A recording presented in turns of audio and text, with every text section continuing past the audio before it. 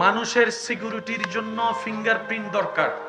যারা বিদেশ করেছেন, বিদেশ গিয়েছেন, আমার ভাইয়েরা জানে একটা সময় বিদেশ থেকে যদি কোনো কারণে ধরা খেয়ে চলে আসা হতো, লাল কালি পড়তো, পাসপোর্ট পাল্টাই, চেহারার কোনো রকম কিছু পাল্টাই, আবার যাওয়া যেত। বর্তমানে কিন্তু আপনি 10 বছর আগেও যদি ধরা খেয়ে চলে আসেন, 20 বছর পরও আপনি চাইলে আর যেতে পারবেন না।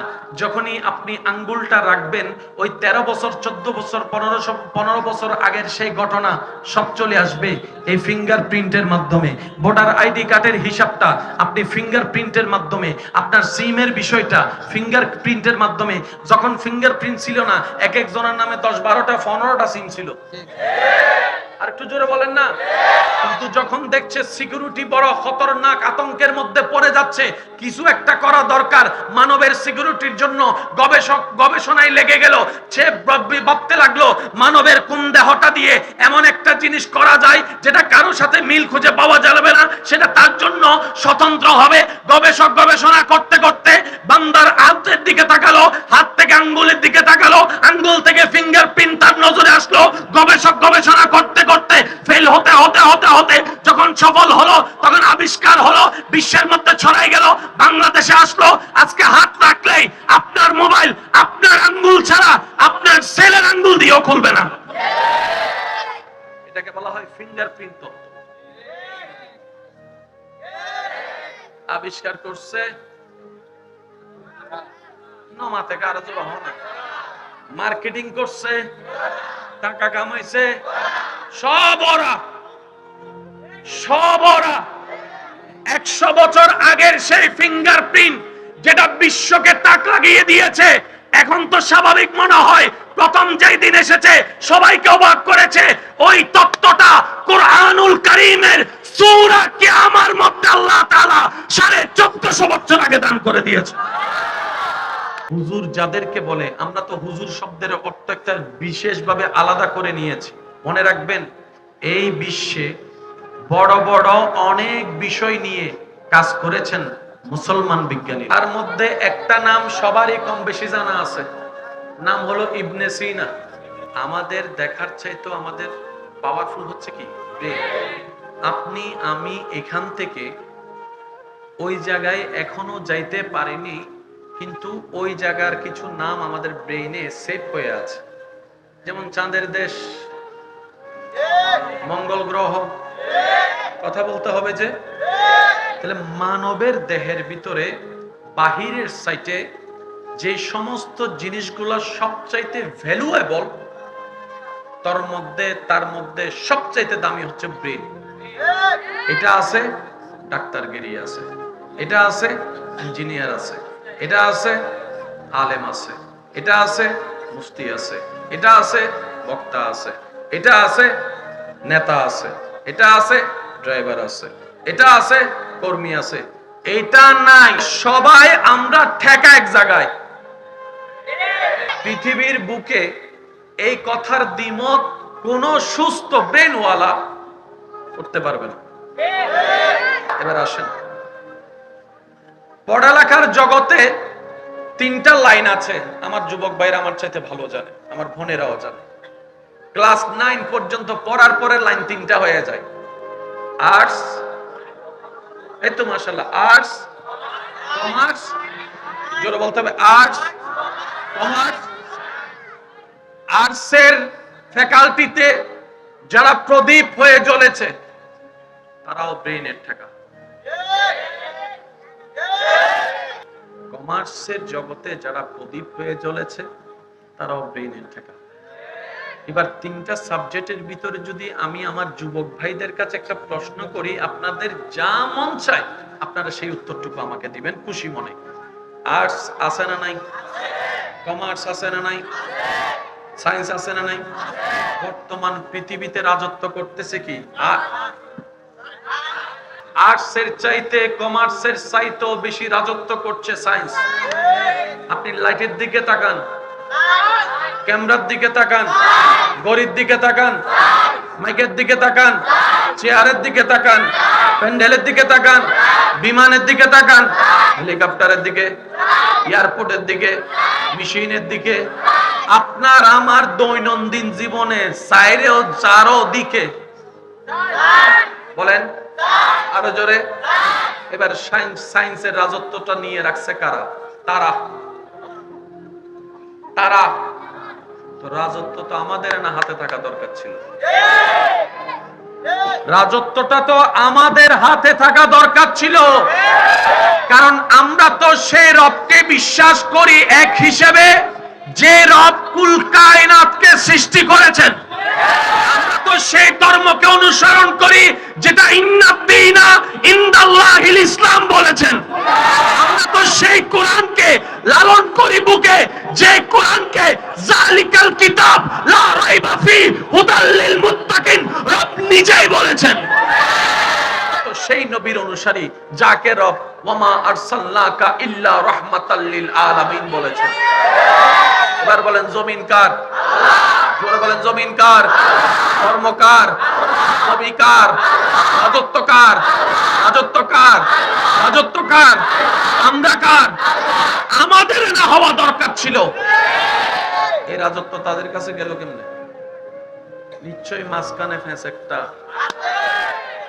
ও যুবক ভাই, গালি দিলে আমারে দিয়েন, আমার নামে বদনাম করলো, আমার কোনো আপত্তি নাই, আমি সবাইকে এটা ওপেনলি অনুমতি দিয়ে দিছি। বান্দা হিসেবে আমার যে একটা কোটা আছে জবাবদিহিতার এবং দাবি করার, আমি হাসরের ময়দানে দাবি আল্লাহকে সাক্ষী রেখে তুলে ফেলছি। যারাই আমার বিরুদ্ধে করবে সবার জন্য ভালোবাসা, যারা আমারে গালি দিবে ডবল ভালোবাসা। তবে শর্ত আমার একটা, আল্লাহ যদি আপনাকে দয়া করে জান্নাতে যাওয়ার সুযোগ দেয়, আমাকে একটু সাথে নিতে হবে। বুঝাইতে পারি না মনে কথাটা? গালি দিলে দেন, সমস্যা নাই, জান্নাতে যদি আল্লাহ আপনারে দেয় ওইদিন আমারও নিয়ে যেতে হবে। দিলটা সুন্দর আছে না? কথা বলে না?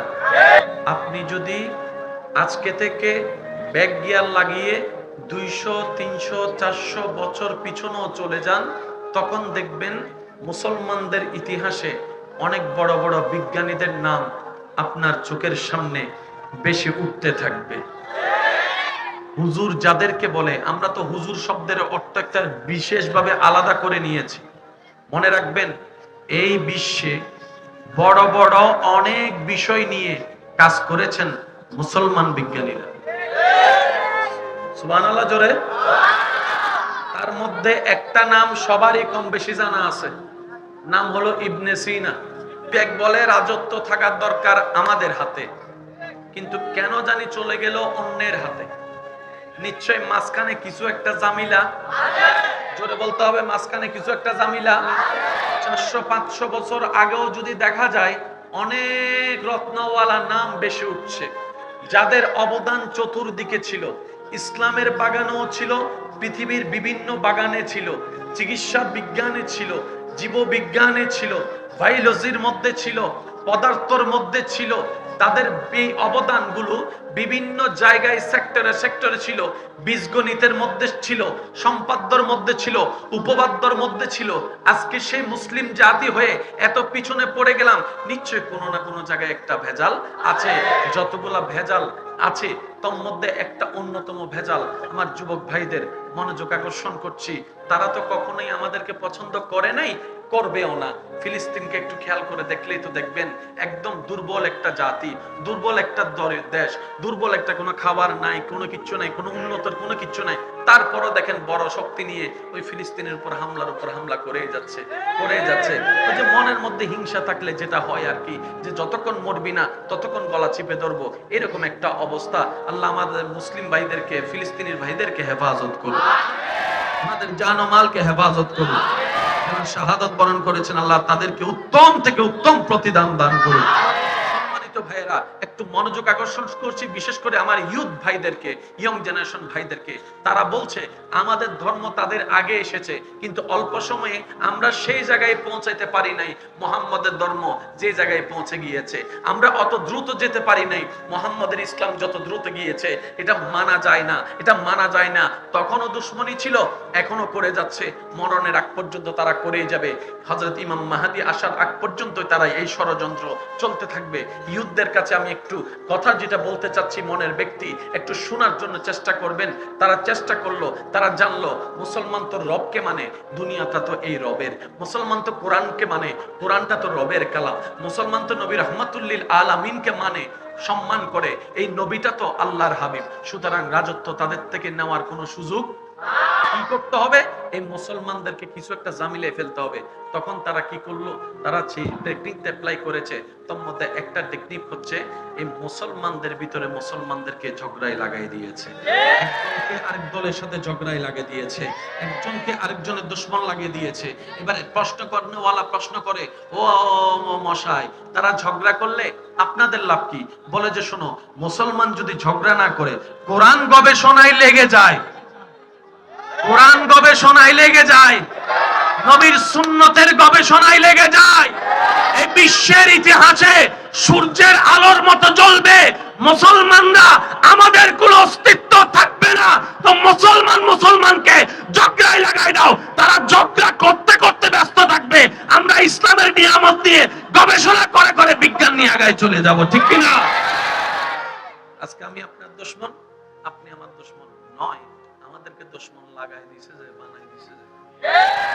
যে যেটাই শিখেন, কোরআনের মতো কোন দামি কিতাব, কোরআনের মতো নির্ভেজাল কোন কিতাব, কোরআনের মতো মূল্যবান কোন কিতাব, সেই হিসেবে মুসলমান হিসেবে অন্তত প্রত্যেকটা মুসলমানের ছেলে মেয়েদের সাথে কোরআনের একটা সম্পর্ক থাকার দরকার আছে না নাই? আছে বর্তমানে? কেন নাই? শুনেন, কোরআন পড়তে জানার আগে কায়দা পড়তে হয়। কায়দা না শিখলে তো, আর কায়দাটা জানি আমরা কোথায় শিখতাম? সবার মুখে একটু সবাই বলেন তো। তাহলে কোরআন যদি পড়তে হয়, বিশ্ব রাজত্ব করতে হয়, কোরআন লাগবে। কোরআন পড়তে গেলে কায়দা লাগবে, কায়দাটা মক্তবে। আর আপনারা যখন আমরা ছোট ছিলাম তখন দেখছি সকালবেলা হলে ছোট্ট ছোট্ট বাচ্চারা, এখন কি সেই দৃশ্য আর দেখা যায়? কেন দেখা যায় না?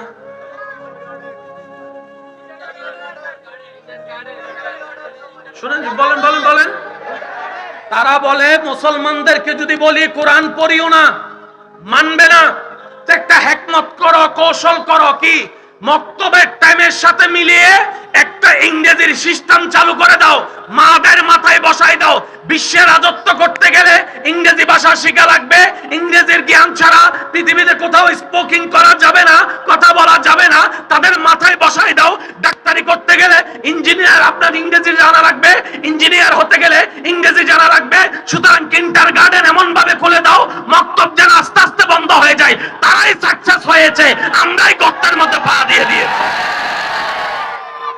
আমরা তো বোকার মতো। আমি আপনাদের কষ্ট নিলে নেন, আমি প্রথমে বলছি গালি দিলে দিয়েন, কিন্তু ভুলে গেছি।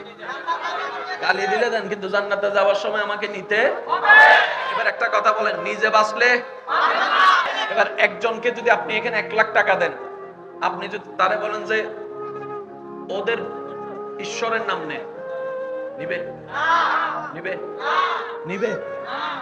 এটা তারা জানে। মুসলমানরা কোটি টাকা দিল আল্লাহ ছাড়া,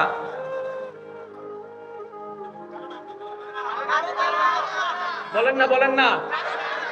আমি বলবো আপনারা শুধু মিলাবেন, মিললে নিবেন, না মিললে নেওয়ার দরকার নাই।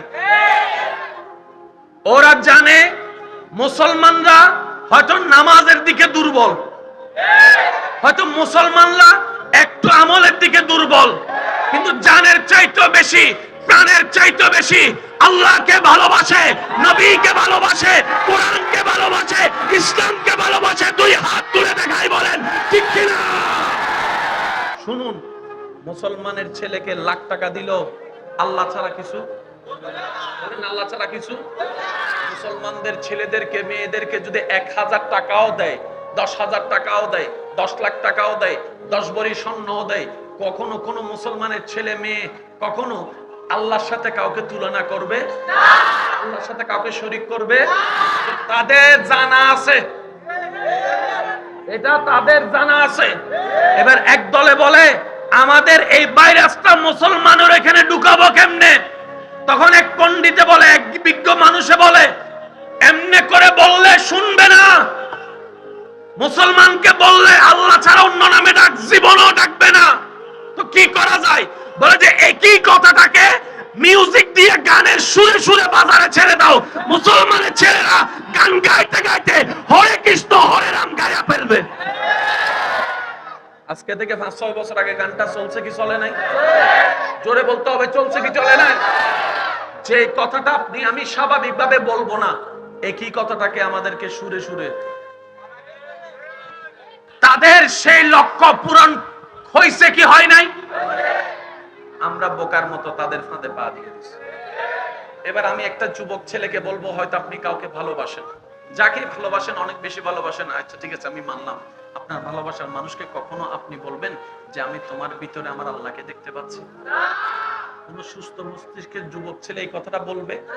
কোন বোন তার প্রেমিকা যাকে ভালোবাসে তাকে কি কখনো বলবে আমি তোমার ভিতরে আমার আল্লাহকে দেখতে পাচ্ছি? একবারও বলবে না। কিন্তু তারা গানের সুরে সুরে ওই তুজমে রব দেখতা হে বলে গানটা ঢুকাই দিছে। আপনি গান শুনে শুনে চোখের পানি ফেলতেছেন, আর আপনি বলতেছেন, কল্পনা করতেছেন আপনার সেই ভালোবাসার মানুষকে, যার অর্থ হচ্ছে ভালোবাসার মানুষের ভিতরে আপনি আপনার রবকে দেখতে পাচ্ছেন। কত মারাত্মক মারাত্মক জঘন্য জঘন্যের অর্থের যে গান আছে, কল্পনাও করা যাবে না, যেটা স্বাভাবিক অর্থ শুনলে আপনার মেজাজ গরম হয়ে যাবে, আপনার ঈমান জেগে উঠবে। তাই আমার ভাই বোনদেরকে বলবো, গান শুনলেন ভালো কথা শুনেন, অর্থটা তো একবার খেয়াল করবেন। আমার আওয়াজ শুনে হয়তো অনেক ভাই বোনের এখন মনে মনে চিন্তা করতেছি, এত মারাত্মক গান শুনে ফেলছি আমি, এত মারাত্মক গান শুনে আমি আমার ভালোবাসা চেহারা স্মরণ করছি। আস্তাগফিরুল্লাহ। আমার ভাই বোনকে বলবো, রব বড় দয়াবান, অন্তর থেকে ক্ষমা চান, রব্বে করিম ক্ষমাও করে দিতে পারেন। সুবহানাল্লাহ।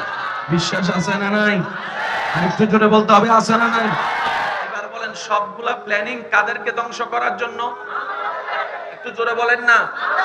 এখন যদি আমরা সজাগ না হই, হব তো হব কখন? আমরা যদি এখন কোমরটাকে শক্ত না করি, করব তো করব কখন? এখনো কি আপনি আমার দিকে তাকায় থাকবেন, আমি আপনার দিকে তাকায় থাকবো? আরে চিটাং নোয়াখালী ঝগড়া করতে করতে যদি বাংলাদেশে মানচিত্রে না থাকে, চিটাং দিয়ে কি করব, নোয়াখালী দিয়ে কি করব? আগে তো বাংলাদেশ টিকাইতে হবে। কথা বলেন ঠিক কিনা? যুবক ভাইরা, আল্লাহকে খুশি করতে চান তো? নবী রাহমাতুল লিল আলামিন আপনার নবীর মুখে মুস্কি হাসি দেখতে চান তো?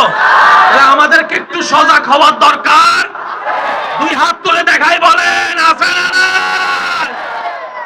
আল্লাহ কবুল করুন। এবার আসুন, রাজত্ব হওয়ার দরকার। জোরে বলতে হবে, রাজত্ব হওয়ার দরকার। চলে গেছে, চাইলে আবার ফিরে আসবে। বান্দা যখন দিল থেকে অনুতপ্ত হয়ে তওবা করে ভুল স্বীকার করে চাইতে থাকবে, রব যখন নারাজি থেকে মুখ ফিরে দয়া করা শুরু করবে। মনে রাখবেন ভাইয়েরা, আগে আমাদের চাওয়াটা আসতে হবে। তো চাওয়াটা শুরু করব দেশ থেকে নাকি জেলা থেকে নাকি নিজে থেকে? জোরে বলেন, জোরে বলেন। শুরুটা কোন জায়গা থেকে? ওই নিজের থেকে কাজ শুরুটা করতে হবে। তারপর ইনশাআল্লাহ আল্লাহ পাকের রহমত আসবে আসবে। আল্লাহ আমাদের সবাইকে একটু বুঝার তৌফিক দান করুন। আমার কথায় কি কষ্ট নেন নাই তো? কষ্ট নিল ওই শর্ত, ওইটা কষ্ট নিল শর্ত, গালি দেন, যাওয়ার সময় জান্নাত আমারও নিয়ে যায়। এবার আসেন, তাহলে আপনারা স্বীকার করেছেন তিনটা সাবজেক্টের ভিতর রাজত্ব কোনটার? জোরে বলতে হবে, আরো জোরে বলতে হবে। তাহলে সায়েন্সের রাজত্ব চতুর্দিকে। তা আমরা যে মুসলমান, আমরা রাজত্ব করার জন্য তো আমাদের তো একটা সায়েন্সের দরকার আছে। এবার সায়েন্সটা পাবো কোথায়? আল্লাহ পাক বলে যে কোরআনের দিকে যা। তা আমাদের মাথায় বসে আছে কোরআন মানি পড়লে সওয়াব, কোরআন মানি শুনলে সওয়াব, কোরআন মানি দেখলে সওয়াব, কোরআন মানি শরীয়ত, কোরআন মানি শরীয়ত, কোরআন মানি জান্নাতে যাওয়া, কোরআন মানি জাহান্নামে যাওয়া। এটাই তো আমাদের মাথায় বসা আছে। রব বলে যে না না, এই কোরআনকে আমি সর্বদিকে কোয়ালিটি করে পাঠিয়ে দিয়েছি, বান্দারে গবেষণা তো করো। ইয়াসিন ইয়াসিন ওয়াল কোরআনিল হাকিম। বান্দারে কিয়ামত পর্যন্ত বিজ্ঞানীরা যা আবিষ্কার করতে এখনো পারে নাই, ওই সমস্ত তত্ত্ব আমি আল্লাহ কোরআনের মধ্যে দান করে দিয়েছি। এমন কিছু নাই যা কোরআনে নাই। আমি আরেকটু জোরে শুনতে চাই। ডেরি ডেরি সবাই কয় না, আরো জোরে। এই ফিঙ্গার শব্দের সাথে আপনার সম্পর্ক আনুমানিক কয় বছর? 10 বছর, 5 থেকে 6 বছর, 7 বছর। এর আগে ছিল যে ওইটা টোডরঙ্গ টোডরঙ্গ টোডরঙ্গ টং, ওই যে ওই ইয়েস আর স্টার দিলেই বন্ধ, আবার স্টার না হ্যাশ একটা চিপে ধরলে খুলে যায়, আছে না একটা? এই ফিঙ্গারপ্রিন্টটা মোবাইলে পাচ্ছি 5 থেকে 7 বছর, তাহলে বাংলাদেশে পাইছি 5 থেকে 7 বছর, তার মানে অন্যান্য দেশে পাইছে 10 থেকে 15 বছর আগে। এখন বলেন আসছে আগে নাকি গবেষণা হইছে আগে? গবেষণা হইছে আগে নাকি এটা নিয়ে চিন্তা হইছে আগে? কেউ একজনে চিন্তা করছে, চিন্তা থেকে গবেষণা করছে, একবার ফেল হইছে আবার উঠছে, একবার ফেল হইছে আবার উঠছে, একবার ফেল হইছে আবার উঠছে, একবার ফেল হইছে আবার উঠছে, করতে করতে করতে করতে করতে করতে কোন রকম ভাবে সে 2023 সাল। বেশি থেকে বেশি কয় বছর? 40, 50, 60, ধরলাম 100 বছর। মানুষের সিকিউরিটির জন্য ফিঙ্গারপ্রিন্ট দরকার। যারা বিদেশ করেছেন, বিদেশ গিয়েছেন, আমার ভাইয়েরা জানে একটা সময় বিদেশ থেকে যদি কোনো কারণে ধরা খেয়ে চলে আসা হতো, লাল কালি পড়তো, পাসপোর্ট পাল্টাই, চেহারার কোন রকম কিছু পাল্টাই, আবার যাওয়া যেত। বর্তমানে কিন্তু আপনি 10 বছর আগেও যদি ধরা খেয়ে চলে আসেন, 20 বছর পরও আপনি চাইলে আর যেতে পারবেন না। যখনই আপনি আঙ্গুলটা রাখবেন, ওই 13 বছর, 14 বছর, 15 বছর আগের সেই ঘটনা সব চলে আসবে এই ফিঙ্গারপ্রিন্টের মাধ্যমে। ভোটার আইডি কার্ডের হিসাবটা আপনি ফিঙ্গারপ্রিন্টের মাধ্যমে, আপনার সিমের বিষয়টা ফিঙ্গারপ্রিন্টের মাধ্যমে। যখন ফিঙ্গারপ্রিন্ট ছিল না, এক একজনের নামে 10-12টা 15টা সিম ছিল। আর একটু জোরে বলেন না। কিন্তু যখন দেখছে সিকিউরিটি বড় খতরনাক আতঙ্কের মধ্যে পড়ে যাচ্ছে, কিছু একটা করা দরকার, মানবের সিকিউরিটির জন্য গবেষক গবেষণায় লেগে গেল। সে ভাবতে লাগলো মানবের কোন দেহটা দিয়ে এমন একটা জিনিস করা যায় যেটা কারো সাথে মিল খুঁজে পাওয়া যাবে না, সেটা তার জন্য স্বতন্ত্র হবে। গবেষক গবেষণা করতে করতে বান্দার হাতের দিকে তাকালো, হাত থেকে আঙ্গুলের দিকে তাকালো, আঙ্গুল থেকে ফিঙ্গারপ্রিন্ট তার নজরে আসলো। গবেষক গবেষণা করতে করতে ফেল হতে হতে হতে হতে যখন সফল হলো, তখন আবিষ্কার হলো, বিশ্বের মধ্যে ছড়াই গেল, বাংলাদেশে আসলো। আজকে হাত রাখলেই আপনার মোবাইল আপনার আঙ্গুল ছাড়া আপনার সেলের আঙ্গুল দিয়েও খুলবে না। এটাকে বলা হয় ফিঙ্গারপ্রিন্ট তত্ত্ব। আবিষ্কার করছে নমা থেকে আরো জোর হবে, মার্কেটিং করছে, টাকা কামাইছে, সব ওরা।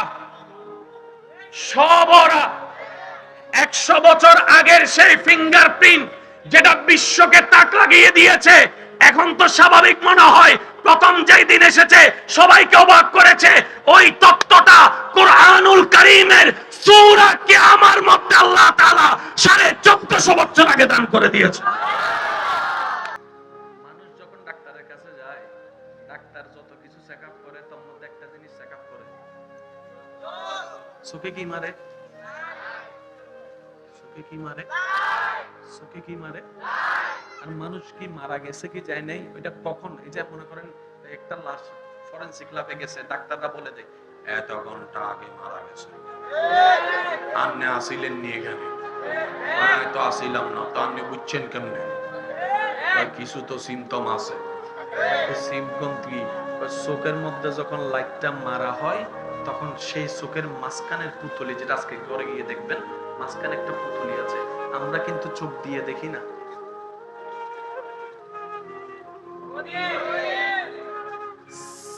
ছোট্ট একটা মণি, দেখতেছি বিশাল পৃথিবী।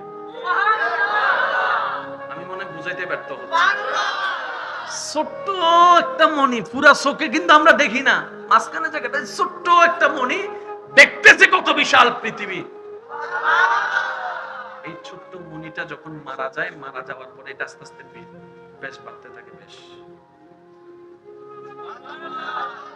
ওই তত্ত্ব পর্যন্ত কোরআনে আল্লাহ 1450 বছর আগে দান করেছে। আর একটু জোরে। গরু খাবার খায়, খাবার খেয়ে পেটে যায়, পেটের থেকে দুধ বাইর হয়। ওই পেট থেকে ময়লা বের হয়, ওই পেট থেকে প্রস্রাব বের হয়। এই যে প্রস্রাব পায়খানার মাঝখান থেকে দুধ কিভাবে বের হয় এটা পর্যন্ত আল্লাহ কোরআনে 1400 বছর আগে। এই যে মৌমাছি, ছোট্ট একটা মৌমাছি, বেশি দূরে যাব না, ছোট্ট একটা মৌমাছি, আপনার জানা মতে মৌমাছি কয় জায়গায় ঘর বাঁধে? আপনারা যেটাই বলবেন আমি সেটাই বলবো। কয় জায়গায় ঘর বাঁধে একটু খেয়াল করে দেখেন। পাহাড়ে মৌমাছি ঘর বাঁধে, আপনি যেটা জানেন সেটা বলেন না। কোথায়? আরেকটা হচ্ছে গাছে, আরেকটা হচ্ছে মানুষের বাসার ছাদে, কোনায়। কয় জায়গায়? এই 3 জায়গা ছাড়া মৌমাছি কোথাও ঘর বাঁধে। একই তত্ত্ব 1450 বছর আগে সূরা নহলে আল্লাহ দান করেছেন। আমি শুধু আমার ইউথদেরকে বুঝাতে চাচ্ছি, ডাক্তার হন, ইঞ্জিনিয়ার হন, পাইলট হন, যা হওয়ার হন, আপত্তি নাই, সমস্যা নাই। কোরআনকে একটু ধারণ করুন, নবী রাহমাতুল লিল আলামিনকে অন্তরে জায়গা দিন, এই রাজত্ব আপনার কাছে আসবেই আসবে। সুবহানাল্লাহ। আরেকটু জোরে বলা লাগবে সুবহানাল্লাহ।